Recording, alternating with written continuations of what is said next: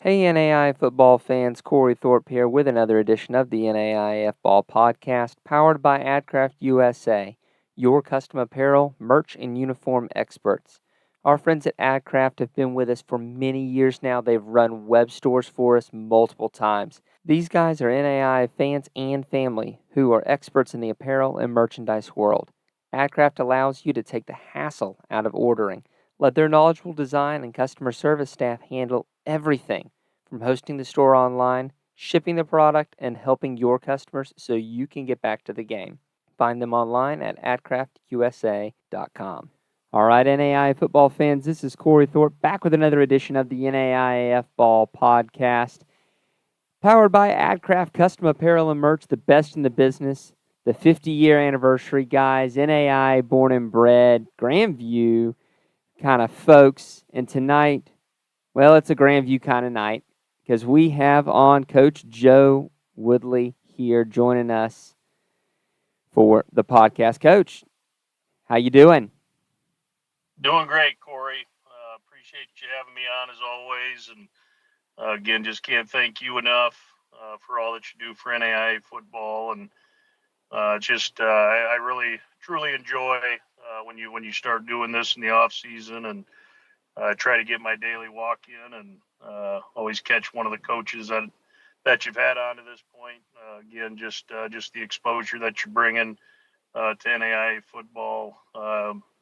Certainly think I speak for all of the NAIA and coaches on their behalf, and just wanted to say thank you to you, and um, just real appreciative of it. We appreciate y'all as well. Gee, if you listen to all of them, then you heard all the sly references that was coming Grandview's way when we did the William Penn episode. I imagine then. Yeah, well, hey, that's totally understandable, and I certainly respect. Obviously, I respect all the coaches, across the country at the NAI level, and just because I certainly think there's a lot of guys that are doing it the right way, and I certainly didn't take it as sly references. I just certainly just appreciate the guys that are taking the time to do this, and again, if teams are, if you're kind of one of the hunted teams, that means things are going pretty good. So if that's what it is, that's what it is. I totally get it. That is definitely yeah. When folks are when they have you on the brain, it's definitely a good position, and it was a good position for Grandview last year. Third overall in SP plus, 10th ranked offense with 7.04 yards per play, and the second to best defense in the nation, 3.67 yards per play.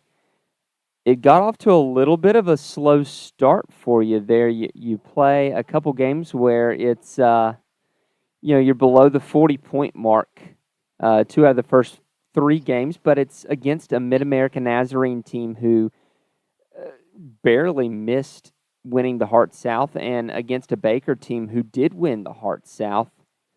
Um, Talk about getting off the schneid and getting the offense up to speed. Yeah, it was an opening game, and we were on the road. We weren't in school yet. Again, I know it sounds like I'm making a lot of excuses right now.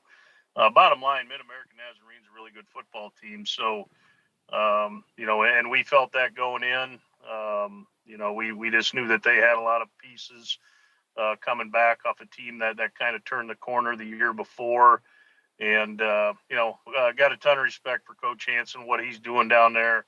And like I said, it's an opening game. We were starting five new offensive linemen, new starting quarterback. We'd been pretty accustomed to, having Johnny Sullivan at quarterback the last 4 years. And, you go out there with a new guy in an opener. And, and it's, we embrace it, again, not trying to sound self-serving or anything like that. But I know we're going to get most teams' best shot, and like I said, it's an opening game. You never know what to expect, and quite honestly, I thought we played well. I felt good about that game, and I felt like we were, for the most part, in control. I think we gave up, a fair amount of passing yards, if my mind serves me correctly, but we kept them out of the end zone, and that's the name of the game. Defensively, and just trying to keep the opponent out of the end zone, and offensively, and it was kind of, with the inception of those new rules, with the clock continuing to run, just there was a lot of newness. I mean, I think, again, I don't have the stat sheet in front of me or anything like that, but I want to say we ran, I don't even know that we ran 55 plays offensively in that game. So, again, just kind of getting used to that a little bit. And, but bottom line, at the end of the day, like I said, we went and beat a very good football team on the road. Told me a lot about our team coming out of the chute to go win that game, because that was a tough atmosphere, tough environment, and you're really just trying to start the season out 1-0, and that was the objective, and that's what we did. So again, felt good about it, and after leaving that game, I truly felt Mid-American Nazarene was going to go on and win a lot of football games. So I felt good about our football team and the guys that we had, and again, starting 5 new, offensive linemen. Again, felt pretty confident in that. I thought our defense was fairly veteran.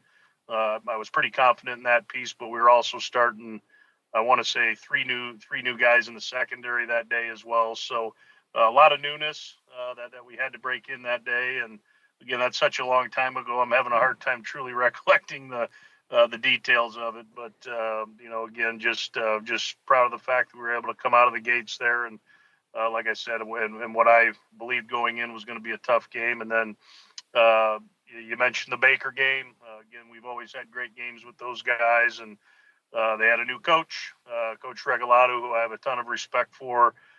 Did a heck of a job while he was at Clark, kind of getting that program off the ground, and then the job he did while he was the offensive coordinator over at Baker. And I knew it was a matter of time before they kind of got rolling again. I know they were, I don't want to say down the last couple of years, because they were still competitive with everybody. The record may just not have shown it, but anytime you beat Baker, and again, I know the points weren't there, but probably some of that lands on Coach Woodley's shoulders. I get pretty conservative with the lead late in the game, and that's maybe not a secret to anybody. But again, and that's not a shot at Baker or anything like that. But anytime we get kind of get in that range of a 3-possession lead, we're going to try and get to that finish line as fast as we can, because I did think we moved the ball effectively that day, and certainly played good defense.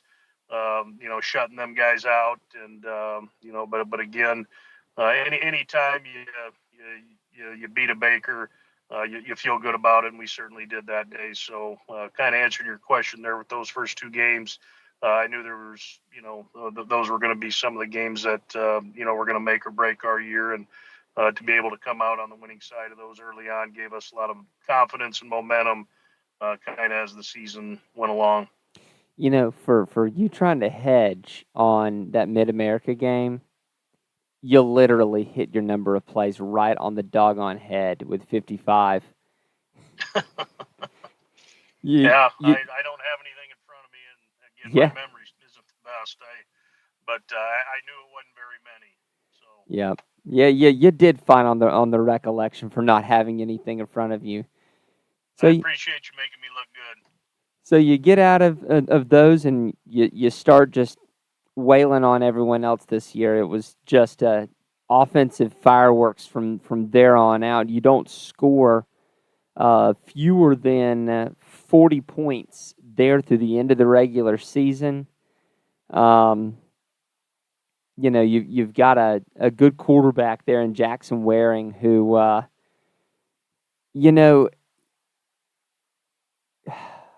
could definitely do things with his arm. I always want to try to hedge my language there, but he was a definitely a different quarterback than you've had the last few years, and definitely added to it with all the weapons you had there with Gates and Vitsum and Street and Jewell there, in their senior seasons.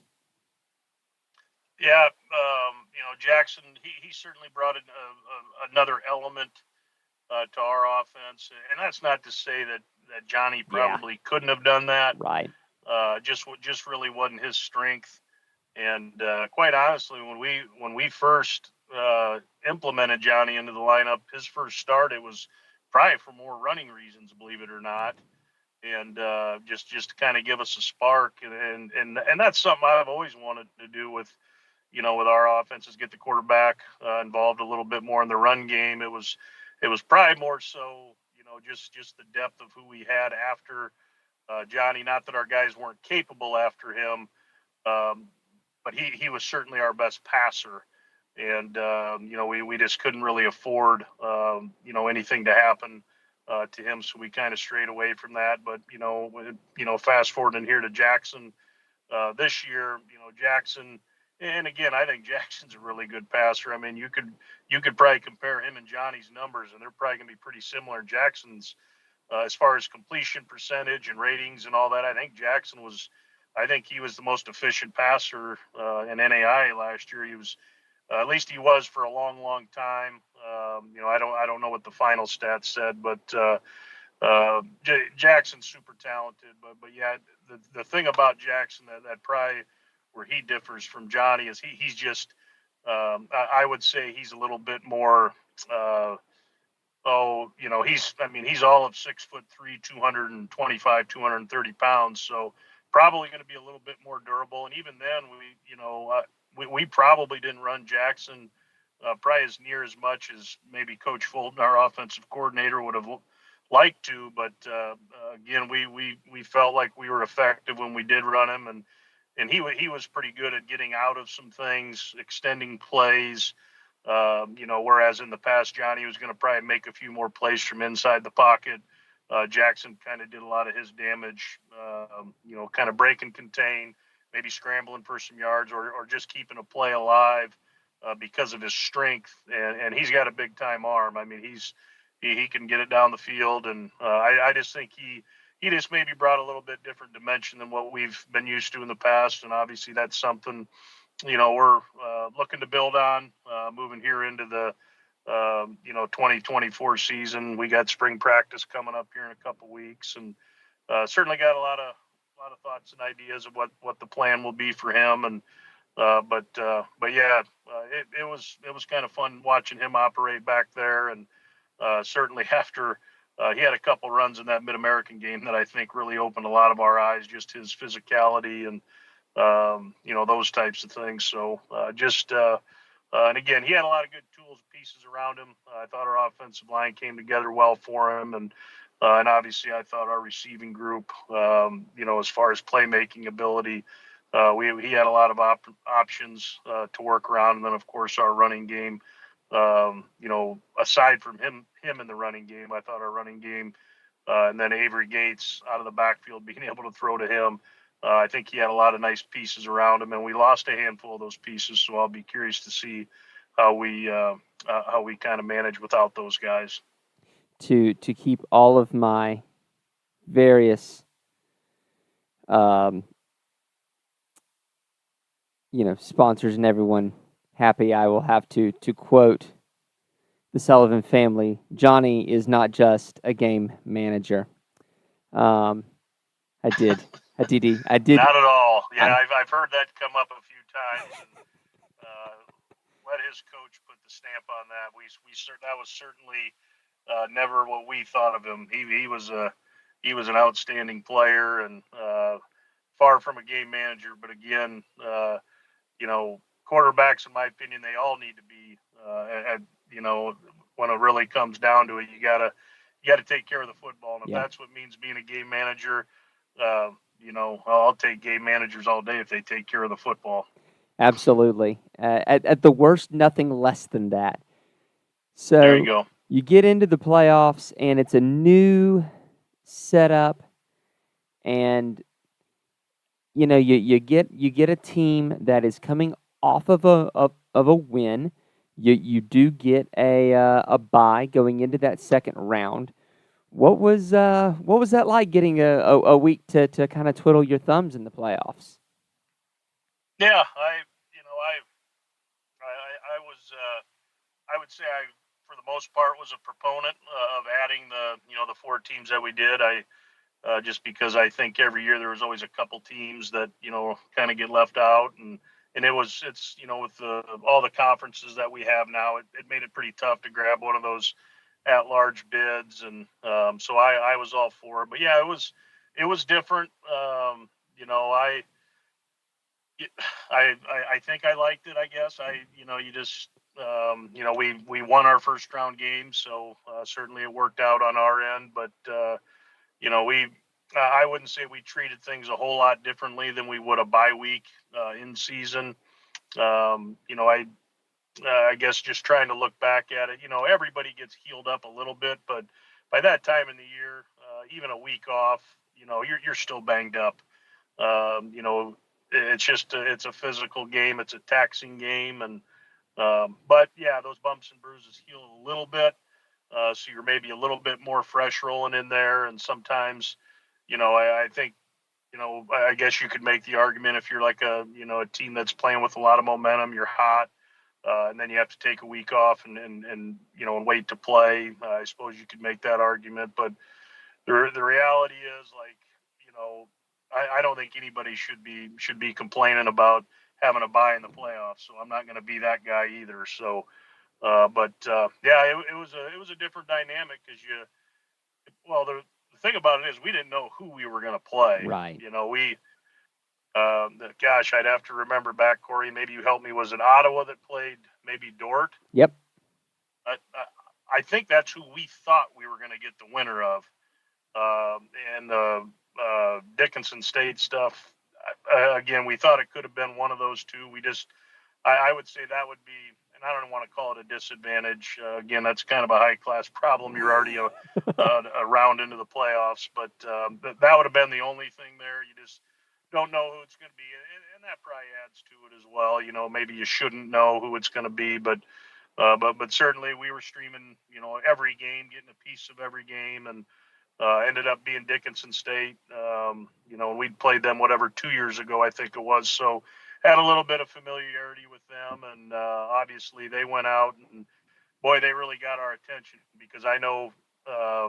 It seemed like Montana Tech was sure getting a lot of. I don't know if hype's the right word, but man, I think they beat a Division II playoff team that made a run in the Division II playoffs. So for Dickinson State to go out there and beat them on their home turf, and I don't want to say beat them soundly, but it wasn't a fluke. That's for sure. It was. I thought they played a really good football game, and both sides did, for that matter. But Dickinson State, they found a way to win that football game, and I knew we were going to get a confident team coming to our place the following week. Plus, they'd already been, they've already had the lay of the land in Des Moines. They've been down here because a lot of the guys on that team were here a couple years ago. They were a younger team at that time, and now they're a little bit older. So obviously, that got our attention, and I certainly tried to get the attention of our guys, and obviously, again, I'm not saying it. I had a whole lot to do with it. The players go out there and they win football games. But I thought we played really well that day, and defense certainly stepped up, especially after what I saw Dickinson State do against Montana Tech. So was real pleased with how that first round went, and it was just nice to get that win and get going in the playoffs. The next week, though, I dare say you're probably not as pleased.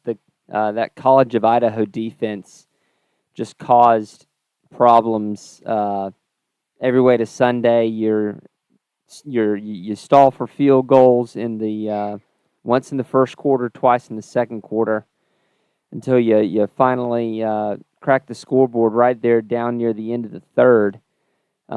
Just talk about that last game there for a minute. Yeah, Corey, it was I don't even want to say it was a frustrating day. It was a frustrating second half.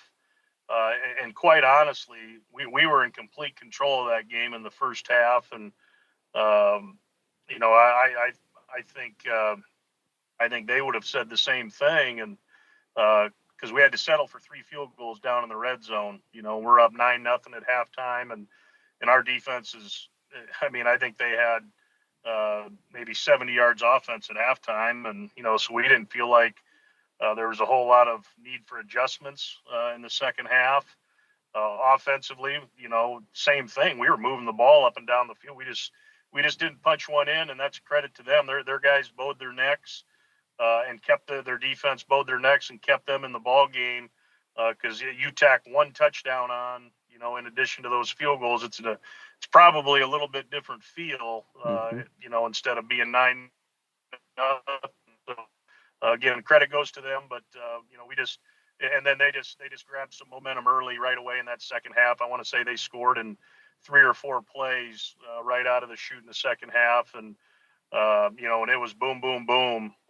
You know, there for a while in their run game, they got their quarterback going. Really, really good player. Their O line was big and physical, and it's like I think they just kind of maybe turned a switch a little bit there in the second half. And but given all that, gosh, this should be ingrained in my memory what the score was, but I'm pretty sure we were down 21-17 with about 9 minutes left in the game. You know, we've you know, put a drive together finally. We're getting ready to go in and score.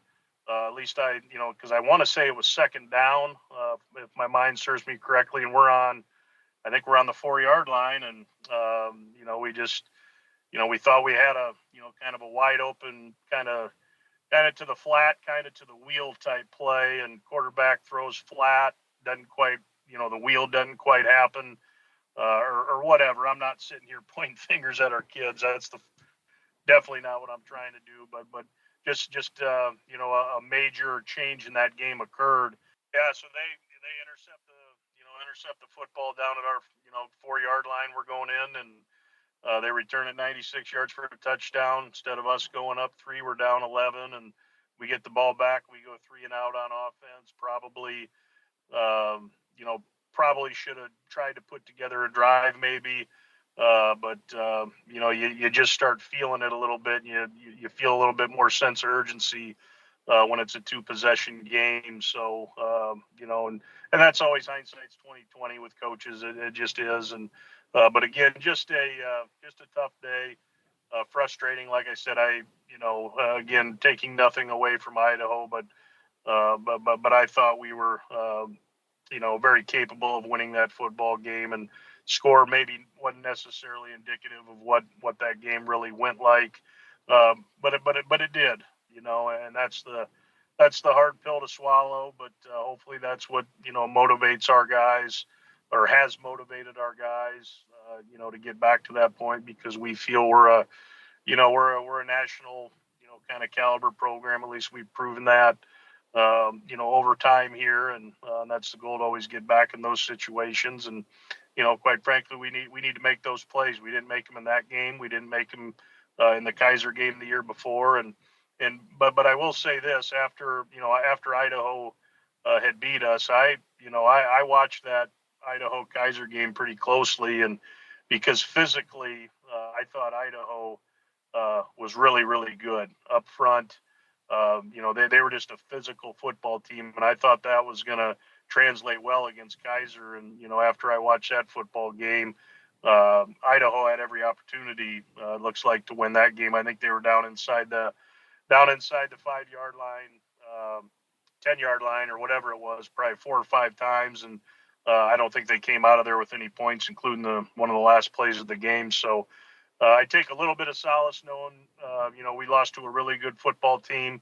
I don't feel like we're that far off, you know, because obviously Kaiser went on, and again, no disrespect to Northwestern, but they dominated that national championship game, at least running the football. You know, that I will say. I guess I don't remember what the final score was, and I've got great friends at Northwestern, so certainly not throwing any shade. But Kaiser was really darn good, and I saw that up close and personal 2 years ago. But again, I thought Idaho was darn good too. And but again, credit to Idaho to come into our place and do that. We played them.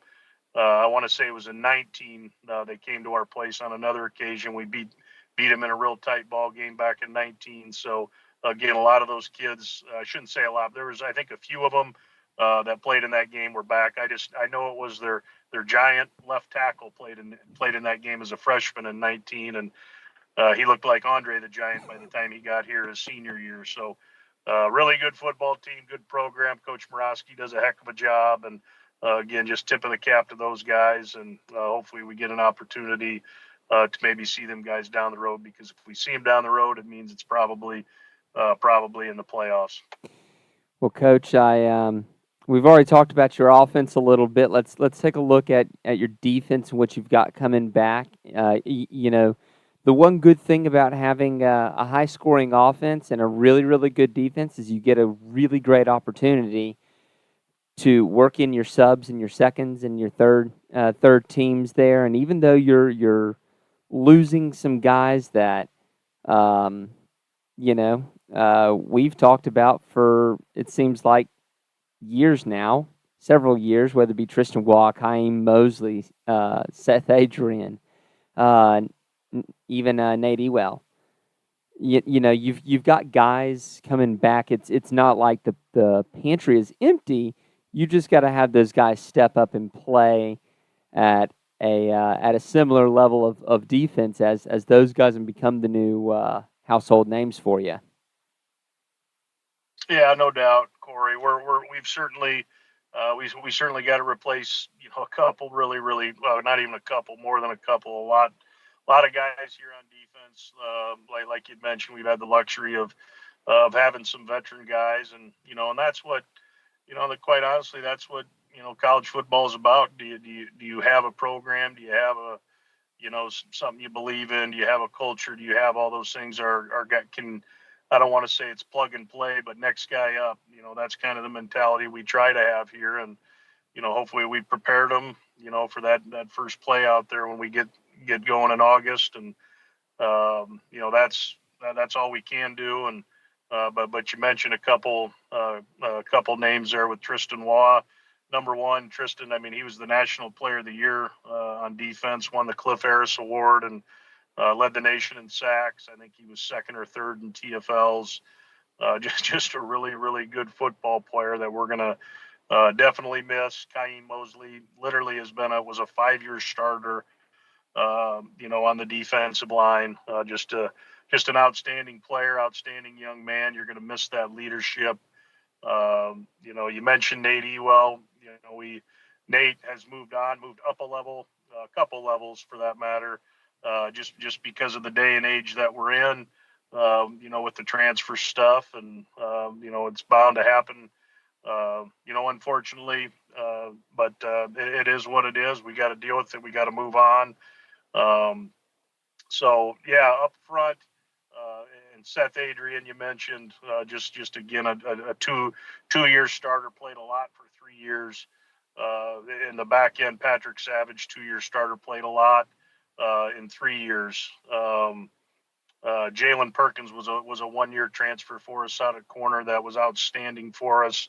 So yeah, certainly some holes to fill, but at the same time, I'm really excited about some of the younger guys that we have, that maybe haven't quite gotten an opportunity yet. So that's the fun part of coaching, of getting to see those other guys step in, and it happened last year with guys that stepped in. Davier Jones at safety had a great year. Prince Brown at corner. Johnny Argo stepped in at linebacker, and I think you may have mentioned earlier, Aaron Brown. He's a guy that'll be a 4-year starter on the defensive line for us, coming back. Another kid, Dave Johnson, that quite honestly probably could have started, each of the last 2 or 3 years. He was just behind really good players, but if he would have started, I don't think we would have missed too much of a beat. So I'm confident in what we've got coming back on defense, but from there it's just trying to build more depth because of the number of guys that you did lose, because we had I want to say we had 32 seniors last year, so that's a big number, and that's the kind of that COVID class, so to speak. So, that's I think a lot of guys are dealing with that, and we're going to start kind of getting back a little bit to normal. I would say there's still a little bit more COVID here lingering in. If guys took a fifth year or not, but anyways, just again, I'm as excited about this spring football as I probably have been in a long time, just because of some of the youth that we have that I've been excited about. That I just get to go see them, improve every day, and like I said, that's what that's what this thing's all about. Yeah, to me, this upcoming year is really the what have you been doing for the last 4 or 5 years, for just nationally, because you've had an extra year with your guys if they chose to take it. What have you done with those years? Have you, just nationally, have you used it to build out depth? Have you used it to make your program better? And I think the schools that have been able to utilize that, and they might have ginormous graduating classes last year, but if you're able to use it to build the depth of your program and the quality of to raise the floor of your quality, I think you'll see who's been a winner out of COVID. Yeah, no question, Corey, and again, there was no roadmap for all that stuff. It was also just, hey, go figure this out. Yeah. And I still think like I said, there's still a little bit of that going on for those freshmen that came in 20. This is their fifth year if they chose to take it. We have a handful of them doing it. There's maybe a couple more that I wish would, but I also understand the piece of guys. 4 years is a lot, especially if you were playing as a freshman. It takes its toll on you. So I totally understand that. I've never put pressure on a kid in that regard. Whether it have been a redshirt kid or whatever, if you graduate and you're ready to move on, then you need to move on, because uh, you know, if this sport doesn't consume you and you can't live without it, and you got to kind of think about it, it's probably the best decision to just kind of take that next step in life. And again, there's nothing wrong with that one bit, but you really got to love it, because it takes a lot of time and a lot of commitment, effort, sacrifice. You name the adjective for it, and there's just a lot that goes into it. And in order to have success, all those things got to be kind of heading in that same direction with your football team, because if it's not, it's pretty easy to spot. And I'd like to think all the guys that we have here right now are they're raring to go. They're excited, and I've had a really good off season. And again, we've had some unseasonably warm weather up here, Corey. You're in Florida. Where are you at, Florida? Yep, just south of Tallahassee. Yeah. We're not quite getting that, but we've been out a couple different times in February outside.